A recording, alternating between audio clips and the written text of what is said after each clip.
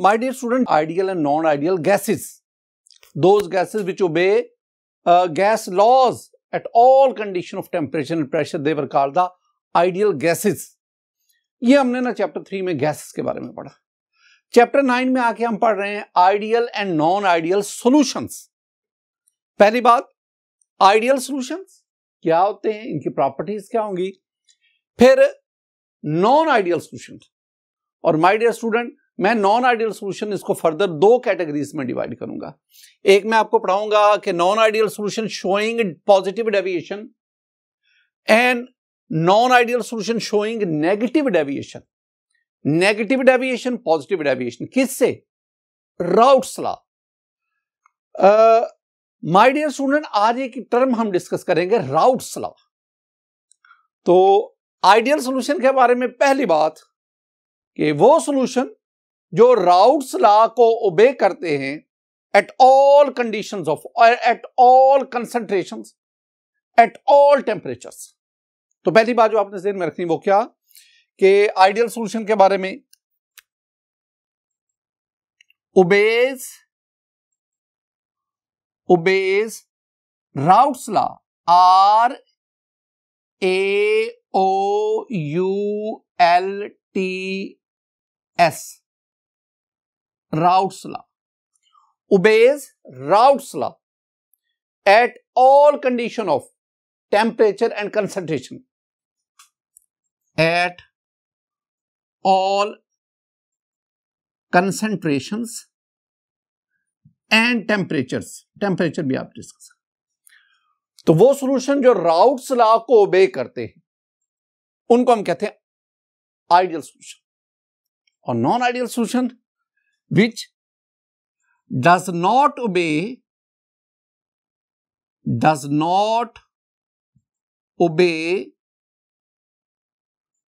Routes law, जो routes law को ओबे नहीं करते, दे आर कॉल्ड, यहां भी मैं वही करूंगा, विच डज नॉट ओबे, और यहां भी राउट्स लॉ का जिक्र होगा, Raoult's law. My dear student, पहले मैं आपको बताता हूं कि राउट्स लॉ को ओबे करना और ओबे ना करना, इससे मेरी क्या मुराद है। राउट्स लॉ एक क्राइटेरिया हुआ सॉल्यूशन की आइडियलिटी को चेक करेगा। देखें, राउट्स लॉ में हम क्या करते हैं, राउट्स लॉ में ना हम मोल फ्रैक्शन और वेपर प्रेशर के दरमियान ग्राफ प्लॉट करते हैं। हम दो लिक्विड्स, इनके वेरियस कंपोजिशन वाले सॉल्यूशन बनाते हैं। हम दो लिक्विड्स के वेरियस कंपोजिशन वाले सॉल्यूशन बनाते हैं और हर एक सॉल्यूशन को वेपर प्रेशर मालूम करते हैं। जब हम ग्राफ प्लॉट करते हैं, अगर मेरे पास ये डॉटेड लाइन आए, इट मींस कि ये तमाम सॉल्यूशन जो मैंने बनाए वो राउट्स लॉ को ओबे करते हैं। माय डियर स्टूडेंट, इस सूरत में ये जो आपके सॉल्यूशंस होंगे, they are called the ideal solution. इसके बरक्स, अगर आपके दो लिक्विड के मिक्स करने से जो सॉल्यूशंस बने वेरियस कंपोजिशन वाले, अगर वो सॉल्यूशन इस स्ट्रेट लाइन के बजाय इसके ऊपर हमें कर्व टाइप लाइन देते हैं, तो हम कहेंगे कि all the solution they show positive deviation from Raoult's law. और अगर ये नीचे की तरफ कर्व देते हैं तो हम कहेंगे कि all the solution they show negative deviation from Raoult's law. तो वो सॉल्यूशन जो स्ट्रेट लाइन के ऊपर वैल्यू देंगे, mole fraction, vapour pressure graph जो है उसमें, तो तमाम वो सॉल्यूशन राउट्स लॉ को ओबे करते हैं। और जो उसके ऊपर या नीचे वैल्यू देंगे वो तमाम सॉल्यूशन राउट्स लॉ को ओबे नहीं करते।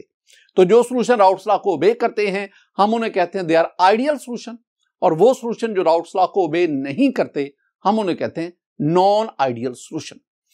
My dear student, Raoult's law के बारे में जो मजीद डिस्कशन है कि राउट्स लॉ क्या होता है, किस तरह इसको सॉल्यूशन ओबे करते हैं नहीं करते, वो हम नेक्स्ट लेक्चर में स्टडी करेंगे। दूसरी बात पे आए। दूसरी बात बहुत इंपॉर्टेंट, माय डियर स्टूडेंट, मैं ना कुछ बातें आपके साथ शेयर करने जा रहा हूं।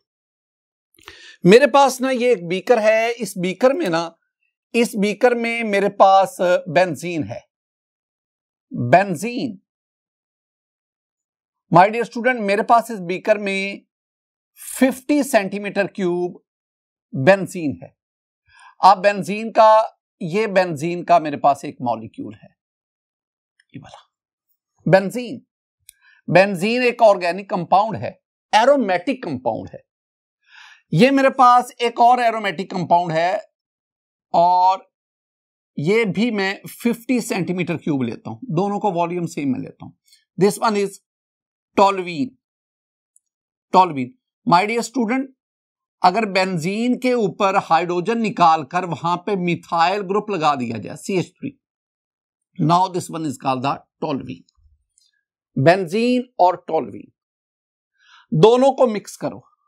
आपने 50 centimetre cube toluene, 50 centimetre cube benzene, दोनों को मिक्स करो, आपके पास ये सॉल्यूशन बन गया। अब क्या ये सॉल्यूशन जो है ये आइडियल है या नॉन आइडियल? तो हमारे पास कुछ पैरामीटर्स हैं, इसकी आइडियलिटी को चेक करते हैं। पहला पैरामीटर, क्या ये सॉल्यूशन राउट्स लॉ को ओबे करता है? तो वही मैंने आपके सामने जो ग्राफ अभी डिस्कस किया उस पे आप इसको चेक कर सकते हैं। तो ये वाला जो सॉल्यूशन बनेगा ये राउट्स लॉ को ओबे करेगा। So this one is the ideal solution. एक तो ये बात, ये मेरे पास एक आइडियल सॉल्यूशन बना।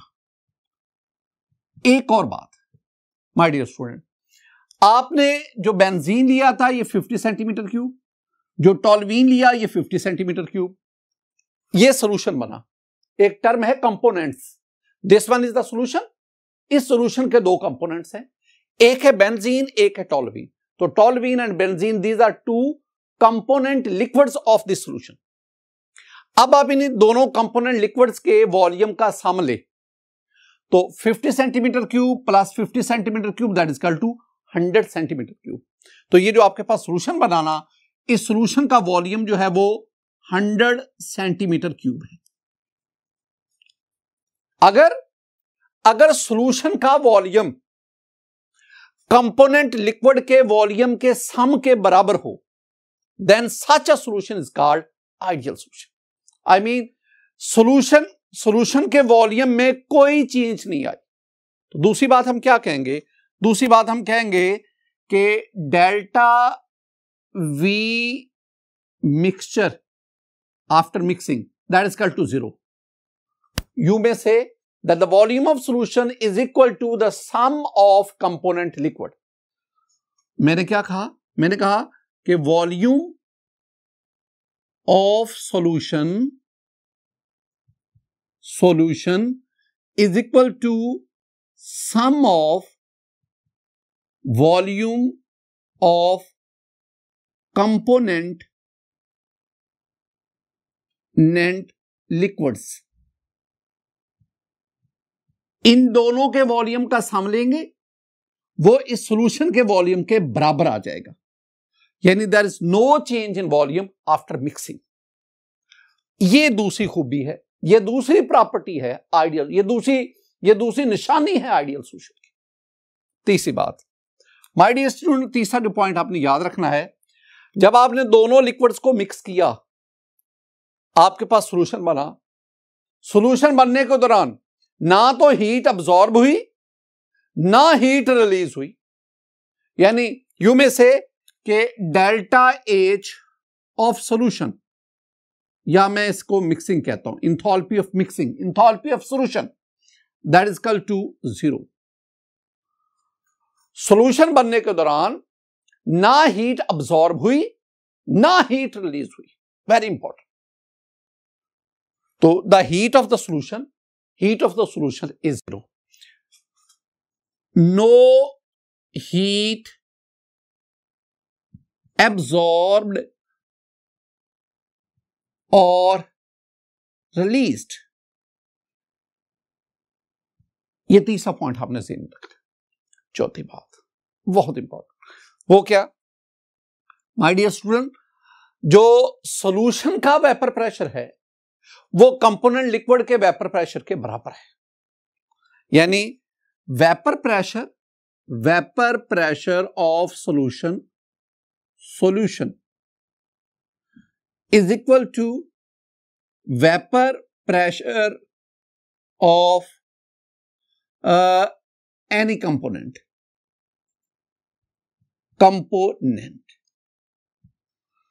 असल बात पे द मोस्ट इंपॉर्टेंट पॉइंट, और वो क्या, माय डियर स्टूडेंट, जो सबसे अहम तरीन जो पॉइंट है ना, वो ये है कि सॉल्यूशन का वॉल्यूम कंपोनेंट लिक्विड के बराबर, सम के बराबर। सॉल्यूशन बनते वक्त हीट ना अब्सॉर्ब हुई ना रिलीज हुई।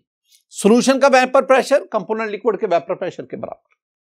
मेन बात क्या है, जो हकीकत है, जो इंपॉर्टेंट पॉइंट है, वो जरा देखो माय डियर स्टूडेंट। जब आप बेंजीन को लिक्विड स्टेट में लेते हैं ना, तो बेंजीन के मॉलिक्यूल्स के दरमियान, ये बेंजीन के दो मॉलिक्यूल्स हैं, इनके दरमियान वीक लंडन डिस्पर्शन फोर्स है, LDF है, London dispersion force. Benzene is a non-polar molecule, and among non-polar molecule we observe the London dispersion force. Similarly, toluene का ये मॉलिक्यूल, दोनों मॉलिक्यूल्स के दरमियान लंडन डिस्पर्शन फोर्सेस। जब दोनों लिक्विड्स प्योर फॉर्म में अलग अलग पड़े हैं, तो इनके दरमियान लंडन डिस्पर्शन फोर्सेस ऑपरेट करती है। अब आप दोनों को मिक्स करें, जब मिक्स करेंगे तो अब आपके पास ये अगर ज्यादा मिकदार में है, ये कम मिकदार में, सपोज ये 60 सेंटीमीटर क्यूब, ये 40 सेंटीमीटर क्यूब, ये ज्यादा होगा, ये कम होगा। तो जब जो ज्यादा होगा that one is the solvent, और जो कम होगा that one is the solute. तो इसका मतलब है जब यहां पे आएंगे तो सोल्यूट सॉल्वेंट अट्रैक्शन डेवलप होगी, यानी बेंजीन और टॉल्यूइन, इनके मॉलिक्यूल्स के दरमियान नई अट्रैक्टिव फोर्स ये डेवलप होगी। अब ये भी लंडन डिस्पर्शन फोर्सेस है। अब इंपॉर्टेंट पॉइंट, अहम पॉइंट ये है कि इन लंडन डिस्पर्शन फोर्सेस का मैग्नीट्यूड इन लंडन डिस्पर्शन फोर्सेस के मैग्नीट्यूड के ऑलमोस्ट बराबर है। तो इसका मतलब क्या हुआ कि अगर solute solvent attraction, solvent attraction solute attraction के बराबर हो, तो इसका मतलब है such a solution will act as ideal solution. ये बहुत अहम बात है। अब ऐसा सॉल्यूशन बनते वक्त वॉल्यूम में चेंज नहीं आ गई। वॉल्यूम में चेंज कब आती है? जब सॉल्यूशन में सोल्यूट सॉल्वेंट के मॉलिक्यूल्स में या अट्रैक्शन बढ़ जाए या कम हो जाए। लेकिन अगर अट्रैक्शन उतनी ही रहे तो ना मॉलिक्यूल करीब आएंगे ना दूर जाएंगे, मॉलिक्यूल के दरमियान डिस्टेंस उतना ही रहेगा जितना प्योर लिक्विड स्टेट में था। अगर उतना ही डिस्टेंस रहेगा तो इसका मतलब है सॉल्यूशन बनते वक्त वॉल्यूम में कोई चेंज नहीं आएगा। और दूसरी बात, हमने कहा कि हीट ऑफ सॉल्यूशन वो जीरो है, एंथैल्पी ऑफ सॉल्यूशन जीरो है। इसका मतलब है जितनी एनर्जी सोल्यूट सॉल्वेंट अट्रैक्शन को ब्रेक करने के लिए चाहिए, उतनी एनर्जी उनके दरमियान नई अट्रैक्टिव फोर्स से डेवलप होने पर जनरेट हो जाती है। तो amount of energy absorb that is equal to amount of energy release, overall change in energy zero. Vapour pressure of the solution, चूंकि सॉल्यूशन में मॉलिक्यूल्स के दरमियान अट्रैक्टिव फोर्सेस तकरीबन उतनी हैं जितनी प्योर लिक्विड स्टेट में थी, लिहाजा एस्केपिंग टेंडेंसी जो है वो सेम रहती। मैंने एक लफ्ज क्या बोला? Escaping tendency. तो मैं क्या कहूंगा कि मैग्नीट्यूड ऑफ अट्रैक्टिव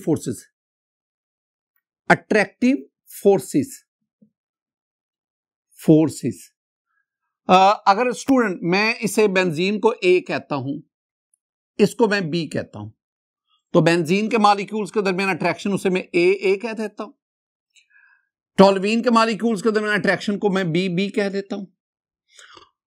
ये हमारे पास जब सॉल्यूशन बना तो बेंजीन और टॉल्यूइन के मॉलिक्यूल्स के दरमियान अट्रैक्शन AB कहता हूं। तो मैंने क्या, अट्रैक्टिव फोर्सेस AB यानी सॉल्यूशन के अंदर that is equal to AA और BB। एक और इंपॉर्टेंट ये अहम बात स्टूडेंट आपने ज़हन में रखनी। एक और इंपॉर्टेंट पॉइंट, और वो क्या माय डियर स्टूडेंट, वो इंपॉर्टेंट पॉइंट ये है हमारे पास कि ये जो सॉल्यूशंस है इसके कंपोनेंट को फ्रैक्शनल डिस्टिलेशन से सेपरेट कर सकते हैं। The components of the solution can easily separated by fractional distillation. ये पॉइंट याद रखना है, कंपोनेंट्स ऑफ सॉल्यूशन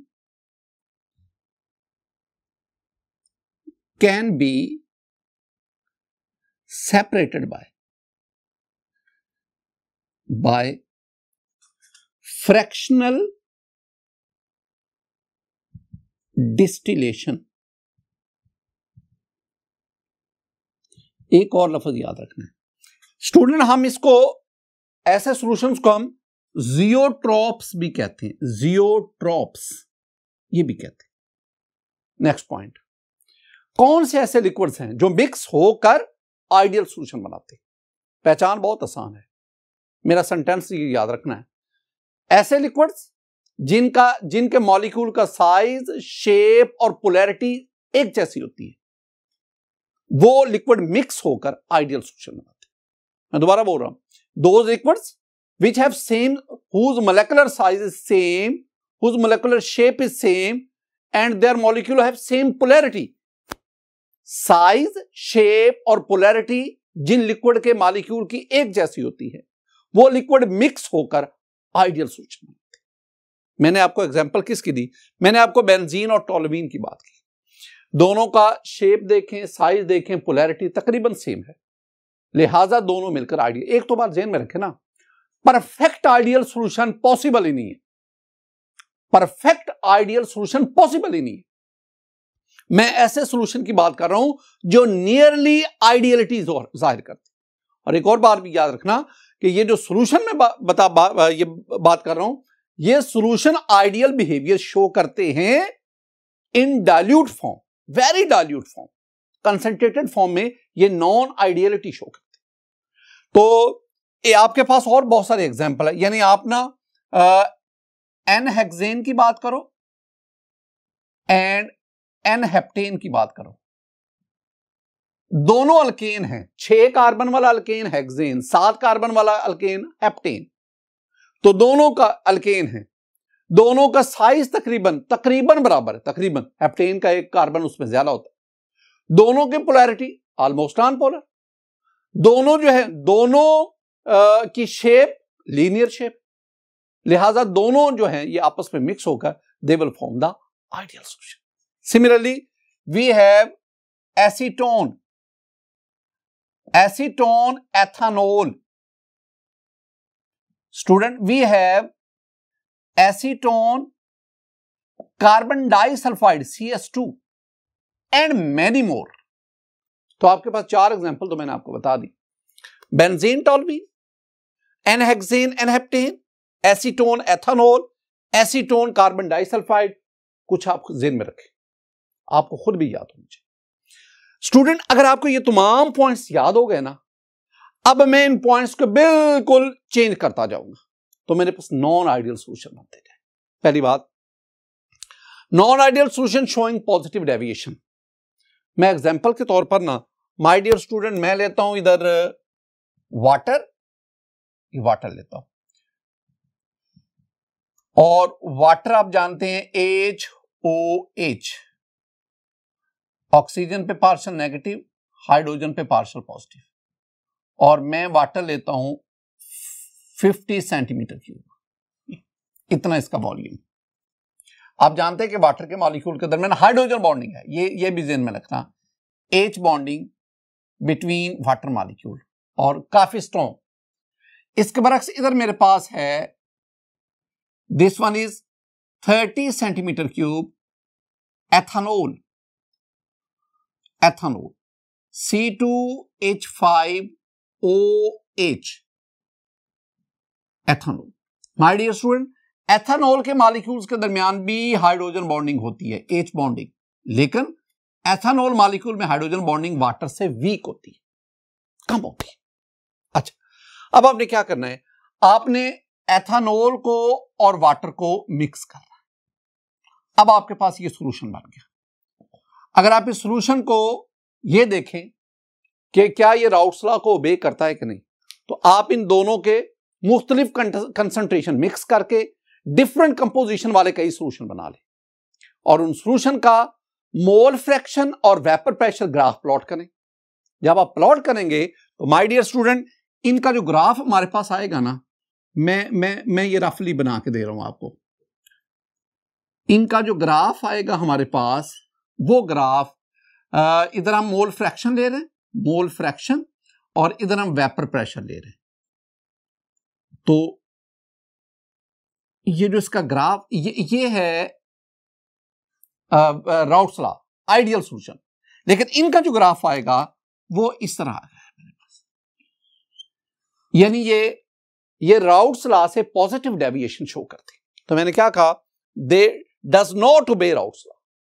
दो सब पॉइंट वेरी इंपॉर्टेंट। वो क्या, अब इन दोनों का जो वॉल्यूम सम लें 50 centimetre cube plus 30 centimetre cube, ये हो गया आपके पास 80 सेंटीमीटर क्यूब। लेकिन इस सॉल्यूशन का जो वॉल्यूम है, वॉल्यूम ऑफ सॉल्यूशन, ये मोर देन 80 सेंटीमीटर क्यूब है। 80 सेंटीमीटर क्यूब से ज्यादा होता है। यानी मैं कहूंगा मेरे पास ये पॉइंट आ गया कि delta V volume of solution, ये after mixing, that is equal to positive. Positive mean volume of solution is greater than sum of volume of component liquids. Sum of volume of component liquids.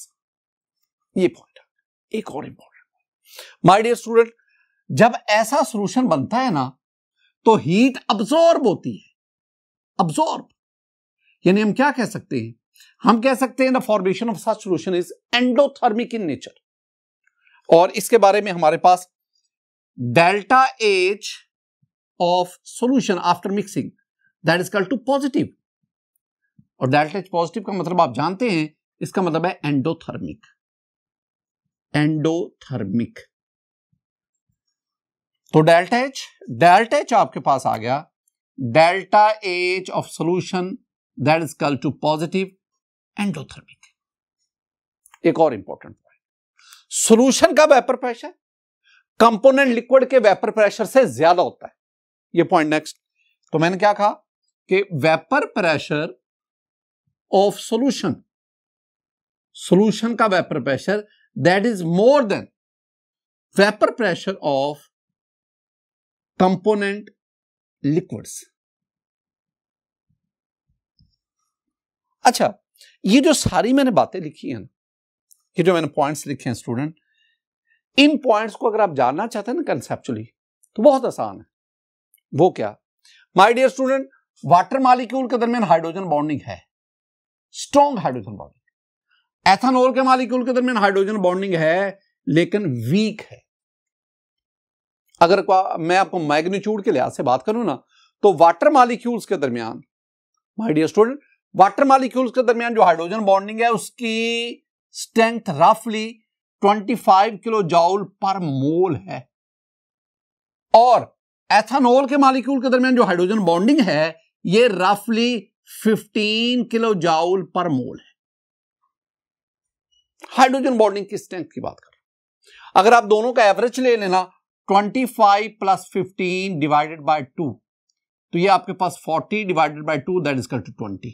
ये रफली, यानी component liquid जब pure form में है, जब separate हैं, उनके दरमियान हाइड्रोजन बॉन्डिंग डेवलप है। और हाइड्रोजन बॉन्डिंग अगर आप उसकी मैग्नीट्यूड लें तो वो रफली, दोनों का अगर आप एवरेज लें तो वो 20 किलो जॉल पर मोल आता है। अब इसमें अगर आप देखेंगे, एक तरफ आपके पास वाटर मॉलिक्यूल, दूसरी तरफ आपके पास एथेनॉल का मॉलिक्यूल। अब इनके दरमियान हाइड्रोजन बॉन्डिंग है, पार्शियल पॉजिटिव, ये लोन पेयर, पार्शियल नेगेटिव, और ये हाइड्रोजन बॉन्डिंग। इस हाइड्रोजन बॉन्डिंग की स्ट्रेंथ जो है वो 14 किलो जॉउल पर मोल है।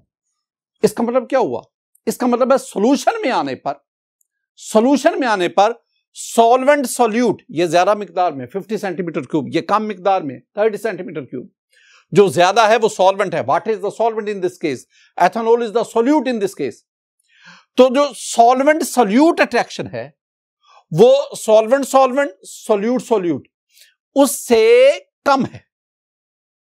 अगर सॉल्यूशन में मॉलिक्यूल्स के दरमियान अट्रैक्शन कम होगी, अगर अट्रैक्शन कम होगी तो मॉलिक्यूल दूर दूर होंगे, अट्रैक्शन ज्यादा होगी तो करीब, और अगर मॉलिक्यूल्स में अट्रैक्शन कम होगी तो मॉलिक्यूल दूर दूर होंगे, और दूर दूर जाने की वजह से उनके दरमियान गैप बढ़ता है, फासला बढ़ता है, और फासला बढ़ने की वजह से उनका वॉल्यूम क्या हो जाता है, ज्यादा हो जाता है। एक और बात, जब आप लिक्विड्स को मिक्स करते हैं तो पहले उनके दरमियान मौजूद अट्रैक्टिव फोर्सेस ब्रेक होती है। अट्रैक्टिव फोर्सेस को तोड़ने के लिए एनर्जी चाहिए। इसका मतलब है वाटर मॉलिक्यूल में हाइड्रोजन बॉन्डिंग को तोड़ना है, एथेनॉल में हाइड्रोजन बॉन्डिंग को तोड़ना है, और उनको तोड़ने के लिए हमें एनर्जी, जितनी अट्रैक्टिव फोर्सेस स्ट्रांग है उतनी ज्यादा एनर्जी चाहिए। और जब सॉल्यूशन की फॉर्म में नई अट्रैक्टिव फोर्सेस डिवेल्प होती हैं, बनती हैं, तो अट्रैक्टिव फोर्स बनने के दौरान एनर्जी रिलीज होती है। जितनी अट्रैक्टिव फोर्स स्ट्रांग होंगी उतनी ज्यादा एनर्जी, और जितनी अट्रैक्टिव फोर्स बनने वाली वीक होंगी उतनी कम एनर्जी रिलीज होगी। इसका मतलब क्या हुआ कि जिन अट्रैक्टिव फोर्सेस को हमने तोड़ना है वो स्ट्रांग हैं, जो बन रही हैं वो वीक हैं, ज्यादा एनर्जी चाहिए, कम एनर्जी अब्सॉर्ब होती है। तो ओवरऑल क्या है, ओवरऑल हमें एंडोथर्मिक अप्रोच नजर आती है। इसका मतलब है कि ऐसा बीकर जिसमें वाटर एथेनॉल को मिक्स कर रहे ना, वो बीकर ठंडा हो जाता है। ठंडे होने का मतलब है कि उस सिस्टम ने सराउंडिंग से हीट को अब्सॉर्ब किया, और जब सिस्टम सराउंडिंग से हीट को अब्सॉर्ब करता है तो हम डेल्टा एच को क्या लेते हैं, पॉजिटिव, एंडोथर्मिक। यानी ये जितनी भी हम बातें कर रहे हैं ना, इन तमाम का जो बेसिक कॉन्सेप्ट है वो आपने मैग्नीट्यूड ऑफ अट्रैक्टिव फोर्स उसको लेना है। तो मैं क्या कहूंगा, मैं कहूंगा यहां पे जो इंपॉर्टेंट पॉइंट है, मैं कहूंगा कि अट्रैक्शन कौन सी, सॉल्वेंट सोल्यूट, ये अट्रैक्शन कम है, वीक है as compare to solvent solvent attraction, या सोल्यूट सोल्यूट अट्रैक्शन। एक और अहम बात स्टूडेंट, और वो क्या कि ऐसे सॉल्यूशन जो हैं they can not be separated by fractional distillation. The component of such solutions can not be separated by fractional distillation. तो मैंने क्या कहा, components of such solutions can not B separated by fractional distillation।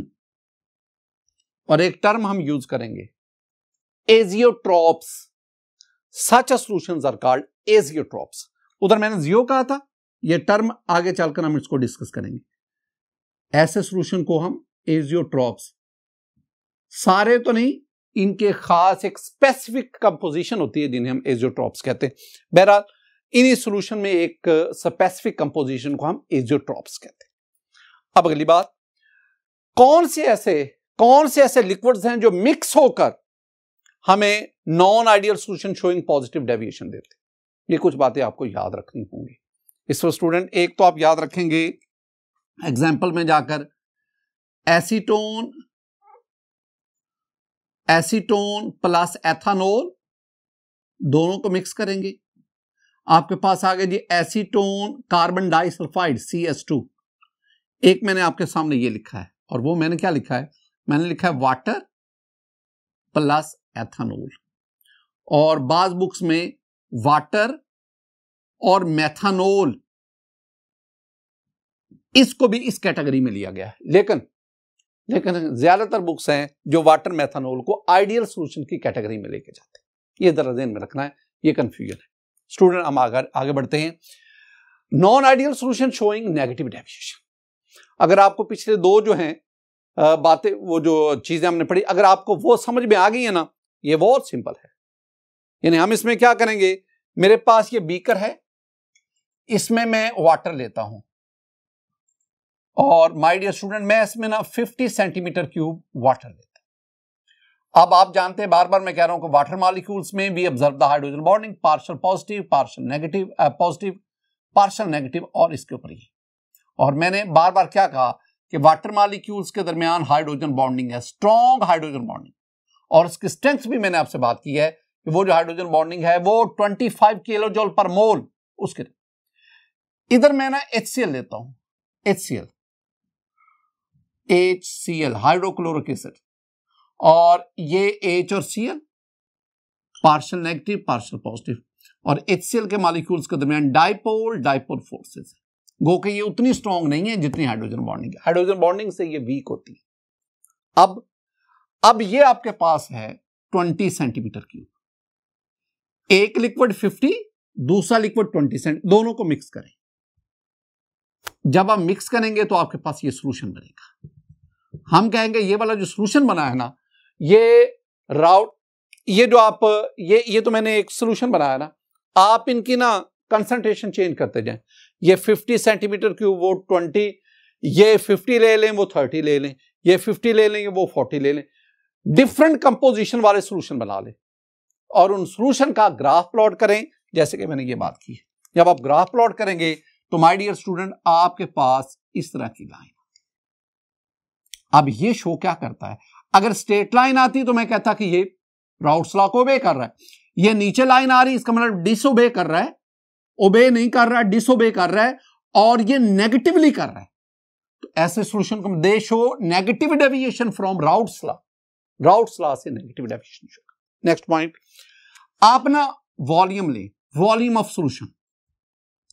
My dear student ये जो solution है ना, इसका volume जो है ना that is less than 70 centimetre cube.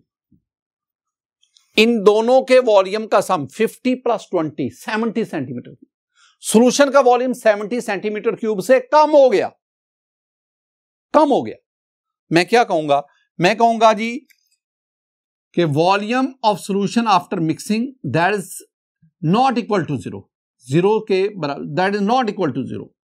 इसका वॉल्यूम है कि volume of solution is less than sum of volume of component liquids.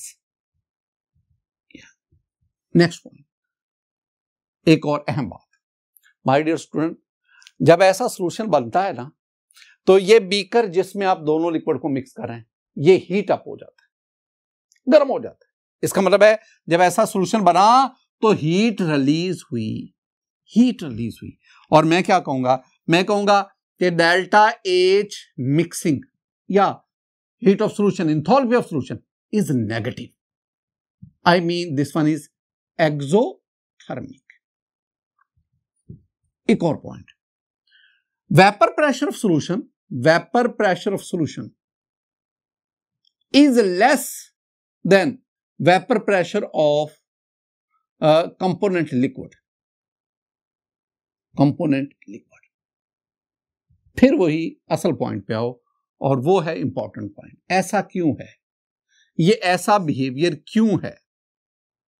Very simple approach, very simple. और वो क्या, my dear student, water molecule hydrogen bonding, और मैंने कहा ये 25 किलो जॉल पर मोल होती है। HCl के मॉलिक्यूल के दरमियान डाइपोल फोर्सेस, ये डाइपोल फोर्सेस रफली 10 किलो जॉल पर मोल है, रफली। दोनों को आप ऐड करो, ऐड करके आप इनका एवरेज ले लो, 25 + 10 / 2, तो ये रफली 17.5 किलो जॉल पर मोल आ। अब इसमें ये सॉल्यूशन बना, ये वाटर मॉलिक्यूल HOH, और ये आपके पास HCl का molecule, partial positive partial negative lone pair, यहां पे अट्रैक्शन डेवलप होगी और ये अट्रैक्शन बहुत स्ट्रॉन्ग है।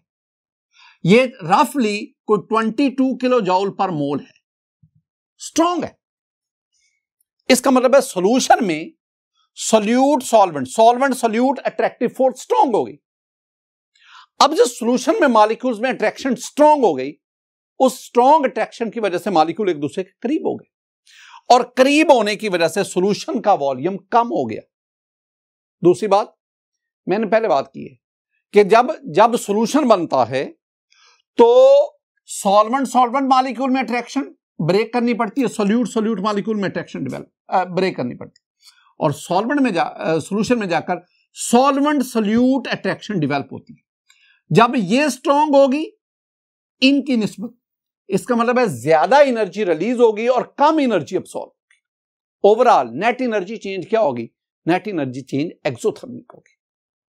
और एक और चीज, मैं वेपर प्रेशर की बात कर रहा हूं। जब सॉल्यूशन में मॉलिक्यूल्स में दरमियान अट्रैक्शन बढ़ गई तो एस्केपिंग टेंडेंसी ऑफ मॉलिक्यूल कम होगी, और कम होने की वजह से सॉल्यूशन का वेपर प्रेशर कंपोनेंट लिक्विड के वेपर प्रेशर से कम होगी। Escaping tendency of molecules in solution decreases, कम हो गई। अब नेक्स्ट हम जानना चाहते हैं कि ऐसा क्यों होता है।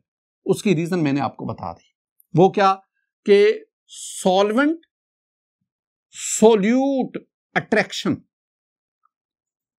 Solvent solute attraction is greater than solvent solvent attraction और सोल्यूट सोल्यूट अट्रैक्शन। एक तो ये important point my dear student. अब ना एक और सेंटेंस भी ज़हन में रखना है। आपने ये कहना है कि the component of such solutions can not be separated by fraction distillation. तो can not be separated by fractional distillation. और इसमें भी एक कंपोजिशन आती है जिसे हम एजियोट्रॉप्स कहते हैं। माय डियर स्टूडेंट, अब हम जानना चाहते हैं कि कौन से ऐसे लिक्विड हैं जिनके मिक्स करने से बनने वाला solution negative deviation routes law से शो करता है। इसके लिए आपके पास फिर हमें ना एसीटोन की बात करनी पड़ेगी। एसीटोन प्लस क्लोरोफॉर्म, ये आपने ना चैप्टर 4 में पढ़ा है। हमने पढ़ा था कि एसीटोन के मॉलिक्यूल के दरमियान वीक अट्रैक्टिव फोर्स, क्लोरोफॉर्म के मॉलिक्यूल के दरमियान डाइपोल फोर्सेस। लेकिन जब एसीटोन क्लोरोफॉर्म दोनों को मिक्स करते हैं, अब इनके दरमियान स्ट्रॉन्ग हाइड्रोजन बॉन्डिंग डेवलप होती है। ये चैप्टर 4 की एक्सरसाइज का एक एमसीक्यू भी है। The intermolecular force between acetone and chloroform is hydrogen bonding. तो इसका मतलब हुआ सॉल्यूशन की फॉर्म में इनके मॉलिक्यूल्स के दरमियान अट्रैक्टिव फोर्स स्ट्रॉन्ग होती है। दूसरी बात, आप ना एसीटोन एनालिन की बात कर लो। आप वाटर H2O HCl की बात कर लो, जो मैंने ऊपर समझाया। आप वाटर नाइट्रिक एसिड की बात कर लो। आप वाटर एसिटिक एसिड की बात कर लो। आप मेथानोल एसिटिक एसिड की बात कर लो। ऐसे वेरियस लिक्विड्स हैं जिनके कॉम्बिनेशन से बनने वाला सॉल्यूशन इस कैटेगरी में फॉल करता है। माय डियर स्टूडेंट, आज के इस लेक्चर में हमने आइडियल नॉन आइडियल सॉल्यूशन और फिर नॉन आइडियल सॉल्यूशन, इसके आगे दो हिस्से, वो नॉन आइडियल सॉल्यूशन जो राउट्स लॉ से पॉजिटिवली डेविएट करते हैं और वो नॉन आइडियल सॉल्यूशन जो राउट्स लॉ से नेगेटिवली डेविएट करते हैं।